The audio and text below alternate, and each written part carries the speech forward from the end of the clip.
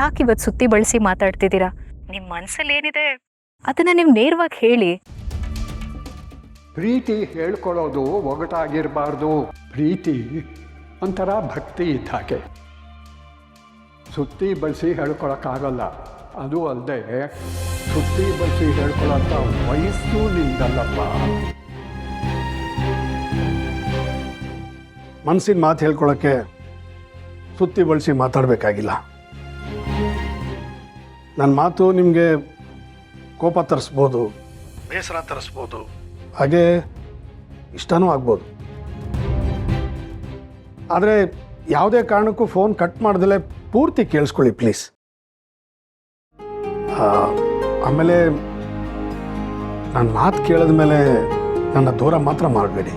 ವೀರು ಅವರೇ, ನೀವೇನು ಅಂತ ಅರ್ಥ ಮಾಡ್ಕೊಂಡಿರೋರಿಗೆ ನಿಮ್ಮ ಮನಸ್ಸಿನ ಮಾತು ಖಂಡಿತ ಅರ್ಥ ಆಗತ್ತೆ. ನಾನು ನಿಮ್ಮ ಮಾತುಗಳನ್ನು ತಪ್ಪಾಗಿ ಅರ್ಥ ಮಾಡ್ಕೊಳ್ಳಲ್ಲ. ಹೇಳಿ.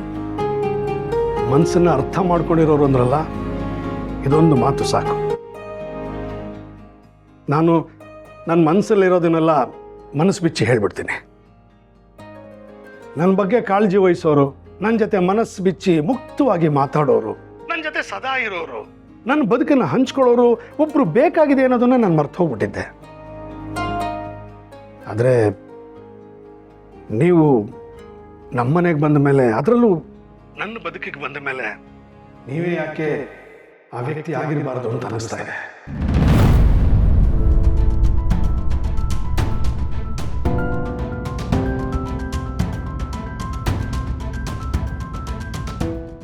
ನನ್ನ ಬದುಕಲ್ಲಿ ಇಷ್ಟು ದಿವಸ ಏನು ನಡೀತು, ನಿಮ್ಮ ಬದುಕಲ್ಲಿ ಏನು ನಡೀತು ಅಂತ ಯೋಚನೆ ಮಾಡ್ಕೊಂಡು ಕೂತ್ಕೊಳ್ಳೋ ಬದಲು ನಾವು ಒಟ್ಟಿಗೆ ಹೇಗೆ ಜೀವನನ ಬದುಕನ್ನು ಕಟ್ಕೋತೀವಿ ಅನ್ನೋದ್ರ ಬಗ್ಗೆ ನನಗೆ ಯೋಚನೆ ಬರ್ತಾ ಇದೆ. ನಾವು ಸಾಯೋವರೆಗೂ ಬದುಕಿರ್ತೀನಿ ಅಂದಮೇಲೆ ನಮಗೆ ಒಂದು ಬದುಕಿದೆ. ಆ ಬದುಕನ್ನು ಅರ್ಥಪೂರ್ಣವಾಗಿ ಕಳಿಬೇಕು ಅಂತಂದರೆ ನಮ್ಮನ್ನು ಅರ್ಥ ಮಾಡ್ಕೊಂಡಿರೋರು ಒಬ್ಬರು ಬೇಕು. ನನಗೆ ನಿಮ್ಮ ಜೊತೆ ಅರ್ಥಪೂರ್ಣವಾದ ಈ ಬದುಕನ್ನು ಕಟ್ಕೋಬೇಕು ಅಂತ ಅನ್ನಿಸ್ತಾ ಇದೆ. ನನಗೆ ಯಾಕೆ ಹೀಗೆಲ್ಲ ಅನ್ನಿಸ್ತಾ ಇದೆ ಅಂತ ಯೋಚಿಸ್ತಾ ಕೂತಾಗ ಈ ಪರಿಸ್ಥಿತಿಗೆ ಪ್ರೀತಿ ಅಂತ ಹೆಸರಿದೆ ಅಂತ ಗೊತ್ತಾಯ್ತು. ನೇರವಾಗಿ ಹೇಳ್ಬಿಡ್ತೀನಿ ಜಾನಕಿ ಅವರೇ, ನನಗೆ ನನ್ನ ಮನಸ್ಸಿನಲ್ಲಿ ನಿಮ್ಮ ಬಗ್ಗೆ ಅಗಾಧವಾದ ಪ್ರೀತಿ ಇದೆ.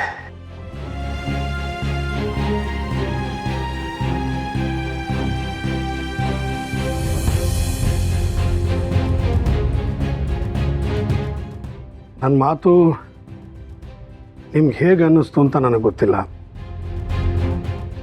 ಆದರೆ ಹೇಗೆ ಅನ್ನಿಸ್ತು ಈಗಲೇ ಹೇಳಿ ಅಂತಲೂ ನಾನು ಒತ್ತಾಯ ಮಾಡಲ್ಲ.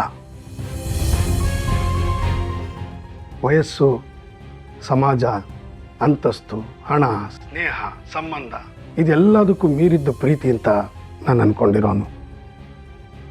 ಇದನ್ನು ನೀವು ಮನಸ್ಸಲ್ಲಿ ಇಟ್ಕೊಂಡು ನಿಮ್ಮ ನಿರ್ಧಾರ ಹೇಳಬೇಕು. ನಾನು ಕಾಯ್ತಾ ಇರ್ತೀನಿ. ರಾತ್ರಿ ಇಡೀ ಯೋಚನೆ ಮಾಡಿ ನಾಳೆ ನಾನು ನಿಮ್ಮನ್ನು ಭೇಟಿ ಆಗ್ತೀನಿ. ನಿಮ್ಮ ನಿರ್ಧಾರ ತಿಳಿಸೋಕ್ಕಾದರೂ ನನ್ನ ನೀವು ಭೇಟಿ ಮಾಡಲೇಬೇಕು.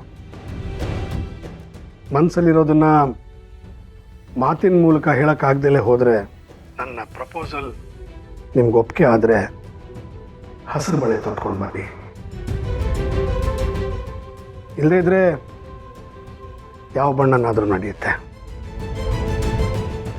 ನಿಮಗೋಸ್ಕರ ಕಾಯ್ತಾ ಇರ್ತೀನಿ ಜಾನಕಿ ಅವರೇ.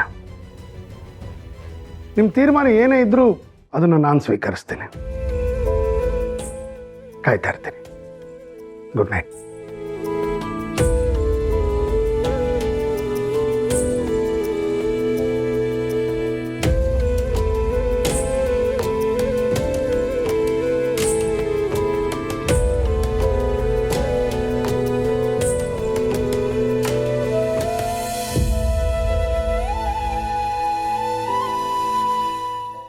ನಿನಗೆ 1000 ಸಲ ಹೇಳಿದ್ದೀನಿ, ನಿನ್ನ ಬಾಯಲ್ಲಿ ಆ ಹೆಸರು ಬರಬಾರ್ದು ಅಂತ.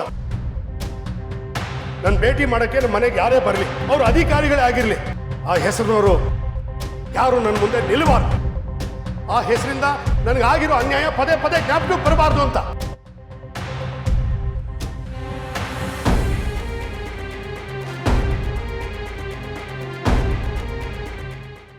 ವೀರು ಏನೋ ಅವ್ರ ಮನಸ್ಸಲ್ಲಿರೋದನ್ನ ಹೇಳ್ಬಿಟ್ರು.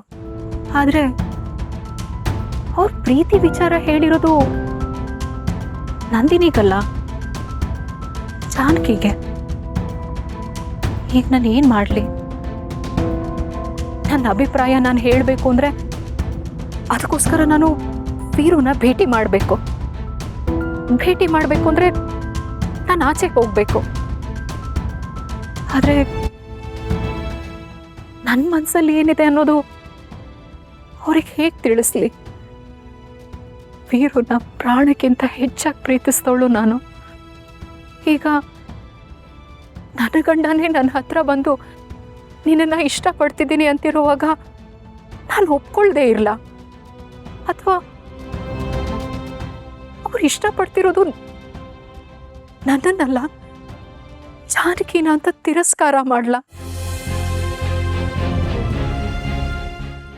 ಒಂದು ಅರ್ಥ ಆಗ್ತಿಲ್ಲ.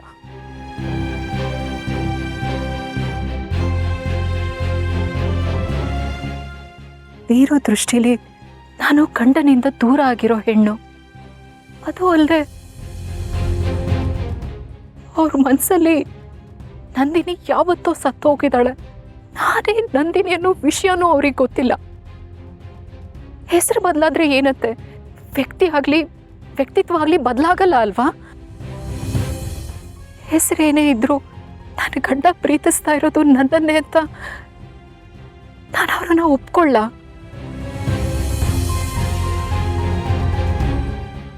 ಇಲ್ಲ, ನಾನು ನಂದಿನಿಯಾಗಿ ಯೋಚನೆ ಮಾಡಬೇಕು. ಕಳಂಕ ಬಂದಿರೋದು ನಂದಿನಿ ಅನ್ನೋ ಹೆಸರಿಗೆ. ಈಗ ನನ್ನ ಗುರಿ ಆ ಕಳಂಕನ ಕಳೆಯೋದಾಗಿರ್ಬೇಕು. ಹಾಗಂತ ನನಗೆ ಮತ್ತೆ ಹತ್ರ ಆಗ್ತಿರೋ ನನ್ನ ವೀರುನ ನಾನು ದೂರ ಮಾಡ್ಕೊಳ್ಳ? ಇಲ್ಲ, ನಿಜವಾಗ್ಲೂ ವೀರು ನನ್ನ ಹತ್ರ ಬರ್ತಿಲ್ಲ. ಅವ್ರಿಗೆ ನನ್ನ ಹೆಸರು ಕಂಡ್ರೇನೆ ಆಗಲ್ಲ. ಅವ್ರ ಹತ್ರ ಆಗ್ತಿರೋದು ಜಾನಕಿಗೆ, ಅಥವಾ ಜಾನಕಿಲಿ ನಂದಿನಿ ಗುಣಗಳಿದೆ ಅನ್ನೋ ಕಾರಣಕ್ಕೆ ಅವ್ರ ಹತ್ರ ಆಗ್ತಿರ್ಬೋದ? ನನಗೇನು ಅರ್ಥನೇ ಆಗ್ತಿಲ್ಲ. ನಾನು ಏನು ಮಾಡಲಿ ದೇವ್ರೆ? ಅವ್ರ ಪ್ರೀತಿನ ಸ್ವೀಕಾರ ಮಾಡ್ಲಾ, ಅಥವಾ ಅವರು ನಂದಿನಿಯಾಗಿ ನನ್ನನ್ನು ಒಪ್ಕೊಳ್ಳಿ ಅಂತ ಅವ್ರು ಬರೋವರೆಗೂ ಕಾಯಿಲ್ಲ? ಪರಿಸ್ಥಿತಿಗೋಸ್ಕರ ನಾನು ಜಾನಕಿ ಆದೆ. ಆದರೆ ಪ್ರಪಂಚದ ಕಣ್ಣಿಗೆ ನಾನು ಯಾವತ್ತಿದ್ರೂ ನಂದಿನಿನೇ.